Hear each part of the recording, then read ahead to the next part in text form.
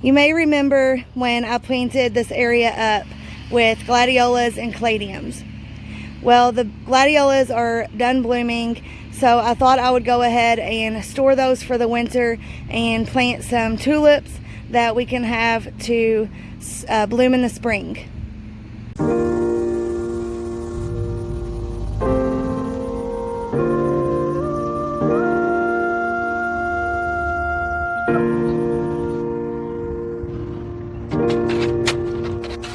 I've got all of them out of this side, and all I've done is put them in this bucket for now.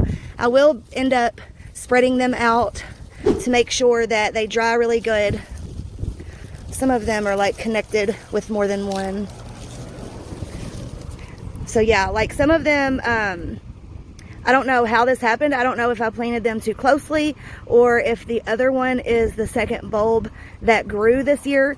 But as far as I know, they're always supposed to kind of form at the very bottom of the first bulb. So I don't know. I'm going to have to do a little bit more research before I store these. But basically, you're supposed to wait till they die back a little bit. Now, I have to kind of do it a little bit before you're supposed to, because I have to get these tulip bulbs in the ground. I also had a neighbor give me some iris bulbs that I want to plant as well.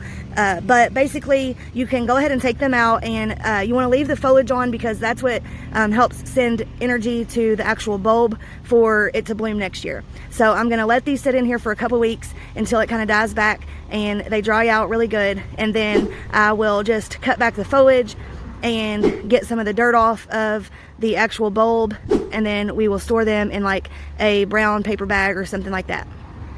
So let me go ahead and get the other gladiolus bulbs out of here, and then I will show me planting the tulips.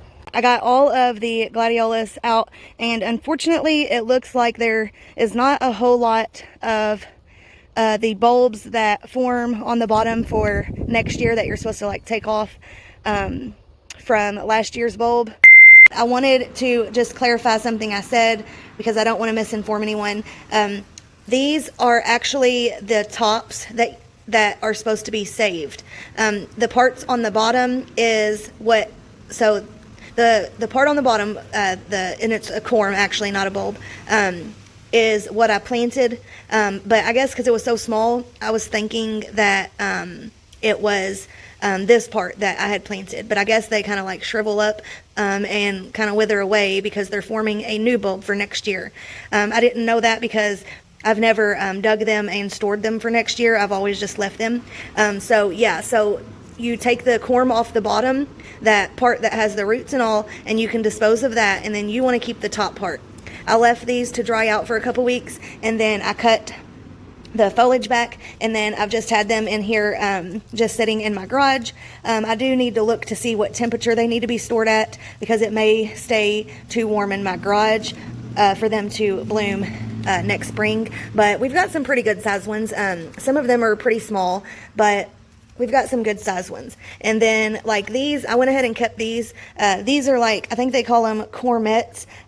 They may not form anything the first year that they're in the ground, but they will continue to grow, and then they will eventually form some gladiolus. Like these larger ones, these will probably form 2, if not 3 spikes. And then the smaller ones like these here will probably only form 1 spike. So in case you didn't know.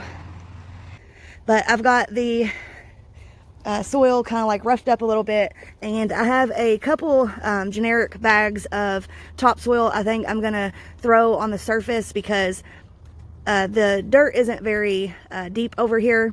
There's a lot of concrete and rocks in what little bit of dirt is over here. So I think I'm gonna go ahead and do that. But I went ahead and made a few holes just to kind of estimate about where I'm going to put them. Yeah, I can't talk. Sorry. I think I need some more coffee. But yeah, so I thought about taking out the caladiums as well and maybe leaving space for something else for next spring, or just taking them out and just putting nothing but tulips. I'm still undecided on that. So I'm going to put some more dirt in here and think about it a little bit longer. All right, so I decided to even take the caladiums out. We are planting a few other things in the garden beds around the house. I just went ahead and stuck them over there, and they could stay there for the next couple months until the frost comes. And then I'm just going to do the tulips on either side, because I just don't think it was going to look right with the caladiums, because the caladiums are supposed to be, I feel like, kind of like something you underplant something else. And the tulips only get 18 to 20 inches. So I just felt like that wouldn't really look right. So I put some more soil down and leveled it out. I'm going to put some garden tone on.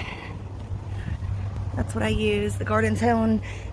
Sometimes I use bulb tone, but I don't have any on hand right now, so I'm just going to use the garden tone. And they're pretty similar. There's a little bit of difference, but they're pretty similar, so it'll be fine. And then I am going to plant. All right, I got the bulbs in the ground. I planted them about 4 to 5 inches deep on some of them. All I have to do is cover them up and put the fence back up around the little area. I may have to film that part a little bit later on. My son very badly needs a nap. It's about 2 hours past his nap time, and he's beginning to get a little bit cranky. Me and my husband have been outside all day working on planting the fruit trees that needed to go in the ground, as well as planting some lilac bushes that needed to go in the ground. I'll go ahead and show you that, actually. We just went ahead and threw them at the end of our driveway because we don't really have our plans, like all of our garden plans, laid out yet. But I just thought that these would look really nice at either end of the driveway once they get larger. Of course, right now they look really puny. Sorry if you can hear that wind coming through. I'm trying to create a barrier for it. But they very badly needed to go into the ground because they've been in those little pots since we moved in the end of April. So we put those there, and then let me walk you around to the side of the house. Don't mind the toys and water bottles. My son has been out here with us all day. Here is where I put the caladiums as well as the other 2 fruit trees. We took the shrubs out that was here because we just didn't like the look of them, and I would rather have lots of room for perennials and annuals each year. The caladiums are wilting pretty bad, but they should perk right back up because I got a pretty large root ball, so I shouldn't have damaged the roots. It should just be wilting for a little bit and then it'll perk back up. But yeah, we removed all of the rock.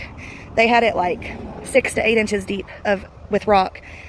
I'm not sure why they did that. It was very difficult to get all of that out of there. I'm very appreciative of my husband for doing that for me. I couldn't because of my back after being rear-ended. But I think it looks a lot better once we get the rest of the rock out of here and get a lot of soil, like build it back up with some fresh soil and compost and get some more plants in here. It'll look great. And the fruit trees absolutely will not stay here, especially this close to the house. But if you haven't seen my previous video, I'll go ahead and show you. We do live in the country, but we live right by the only highway in our town, unfortunately, and so we are right by a highway, but we do have a really large front yard. We've got this porch here that has steps, but it doesn't have a sidewalk or anything currently, and I'm not really sure, how I want to, do that. I'd really like to just have a step in the front there and have the sidewalk going out to like where the mailbox is. But we're still not sure exactly how we want to do it. So until then, we just threw the fruit trees on the side of the house here.